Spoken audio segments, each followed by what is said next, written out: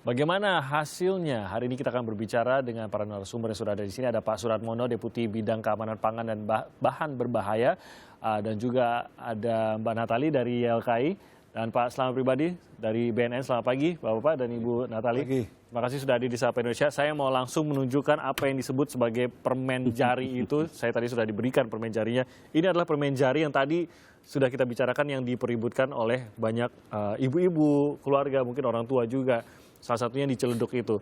Ini permen yang katanya bisa membuat anak-anak kalau mengonsumsi sampai tertidur 5 jam, bahkan ada yang mengaku sampai 2 hari begitu. Terlihat seperti permen biasa, hanya saja diberi tatakan plastik agar bisa dimasukkan ke dalam jari begitu. Hanya itu saja sih sebenarnya.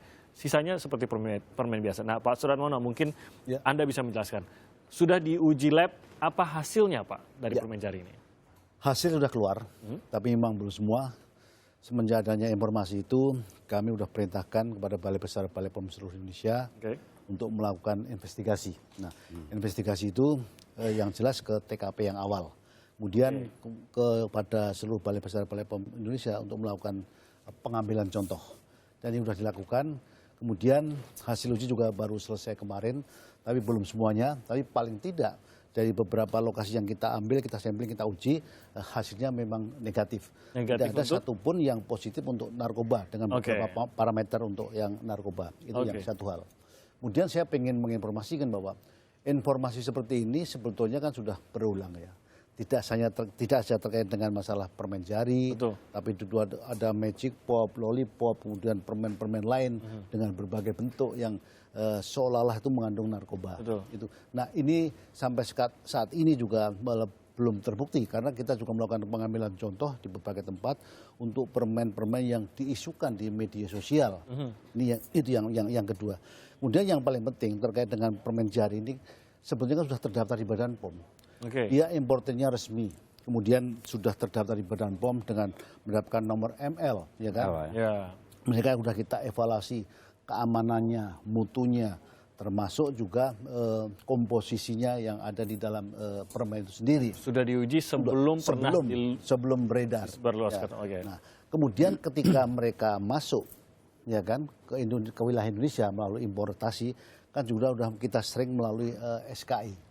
Ya kan, mereka kan masuk baru tahun 2016 ini ada melalui Medan, melalui Tanjung Priok, itu juga harus melalui clearance Badan POM. Artinya permen itu juga sudah kita evaluasi juga, apakah benar-benar dia masih konsisten ketika sudah mendapatkan nomor izin edar ML itu, kemudian dia beredar, tentunya kan kita juga melakukan pengawasan juga. Ya, itu yang jadi sebetulnya saya ingin menyampaikan kepada masyarakat. Sebenarnya tidak ada perlu panik lah. Ini juga yang saya sangat sayangkan. Ini kan ketika muncul di viral pertama di Ciledug itu, kemudian seolah-olah terjadi sporadis di Ponorogo, di mana. Nah, sementara kami juga sudah perintahkan. Ini pagi tadi, ini saya juga sudah langsung menghubungi Kepala Balai POM di Surabaya. Benar nggak ada kejadian? Laporannya begitu? Laporannya di kejadian di Ponorogo, di Probolinggo dan sebagainya. Ya, ini harus kita buktikan.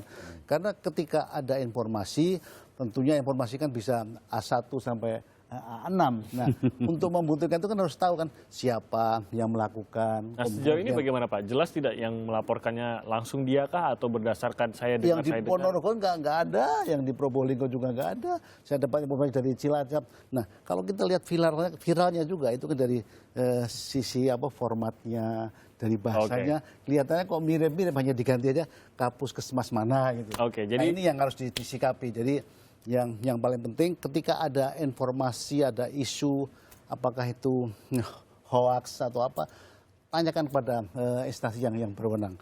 Kalau ada kaitan dengan narkoba, ada BNN, ada Badan POM. Kalau terkait dengan obat makanan, ya ada Badan POM. Kita kan selalu memberikan penjelasan melalui website kita. Dan sebenarnya tetap menerima kalau memang ada keraguan. Iya, pasti. Karena informasi itu juga penting bagi kami.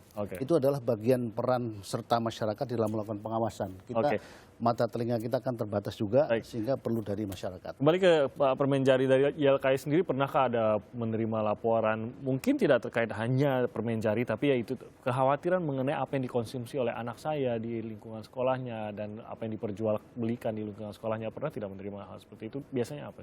Tentunya sih kalau konteksnya dalam keamanan pangan masih ada beberapa pengaduan yang masuk ke kami, khususnya untuk pangan yang aman, terdaftar atau tidak gitu. Kemudian menanyakan bagaimana sih cara mengecek ini pangan tersebut aman atau tidak gitu, cara mendeteksinya seperti apa. Kemudian juga di sini kami tentunya memberikan arahan-arahan, memberikan edukasi kepada konsumen gitu. Termasuk juga ketika konsumen tuh menanyakan ketika menemukan makanan yang tidak ada label halal atau tidak ada BPOM-nya gitu. atau tanggal kadaluarsanya, seperti itu mereka biasanya adukan ke kami juga. Apa biasanya yang dilakukan oleh YLKI untuk mengklarifikasi hal ini? Memang menjadi penyambung lidah menuju ke BPOM dan mungkin pihak yang terkait atau berwajib kah atau bagaimana?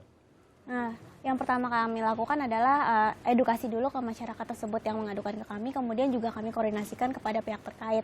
Apakah itu tentang narkoba, nanti kita koordinasikan dengan BNN, kemudian apabila itu tentang murni keamanan pangan atau labelnya, itu kita cek ke BPOM, seperti itu. Jadi memang itu tadi yang penyambung lidah dari masyarakat. Iya, ketidaktahuan konsumen itu harus kemana dulu, seperti itu nanti kan kita sambungkan. Meresahkan karena cukup ini Pak, pelik juga kalau dibilang mungkin kalau hanya sekedar bukan sekadar, saya tidak merendahkan, tapi mungkin tidak ada tanda kadaluarsanya dan lain-lain, itu mungkin menjadi hal yang tidak secara langsung membahayakan. Tapi karena dikatakan wah mengandung narkoba begitu, Pak Selamat, ini kan langsung orang tua langsung waduh hati-hati, anak-anak saya bisa ketagihan atau bahkan bisa katakan overdosis dan lain-lain. Itu kekhawatiran masyarakat sebenarnya Pak Selamat. Tapi sebenarnya kondisinya bagaimana Pak Selamat kalau dari BNN sendiri, penyebaran yang luas di area-area anak-anak itu?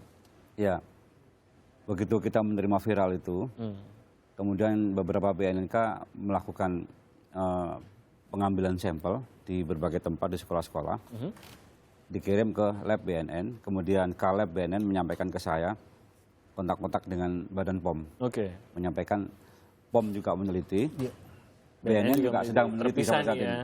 Mudah-mudahan segera selesai. Nanti kita akan rencana rilis barang. Ini merupakan sebuah trauma masyarakat, di mana para sindikat narkotika itu memang selalu memodifikasi bentuk dan cara penjualan. Selalu dimodifikasi sampai kepada sasaran anak-anak memang selalu dilakukan oleh mereka. Supaya apa? Anak-anak ini akan bisa berkarier soal narkotik 10 tahun, 20 tahun yang akan datang.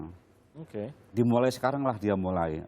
Ini sangat bahaya. Jadi memang kalau ada hal seperti ini, targetnya bukan hanya mencari keuntungan, tapi menciptakan seorang yang ketagihan narkoba dari usia muda. Iya, betul. Mengerikan sekali. Ya, dari muda, kemudian diciptakan oleh para sindikat agar dia berkarier, agar dia nantinya pengguna aktif narkotika. Ini rencana jahat sekali ini. Sesering apa sih Pak, bahwa memang pernahkah ada temuan benar ada suatu, ada sebenarnya? Ada di Sumatera Selatan, pernah ada Bika Ambon. Oke, kita tahan dulu di situ. Saya akan langsung ke apa yang sudah menjadi temuan BNN dan ternyata memang beredar luas yang meresahkan masyarakat. Nanti setelah jeda kami akan segera kembali.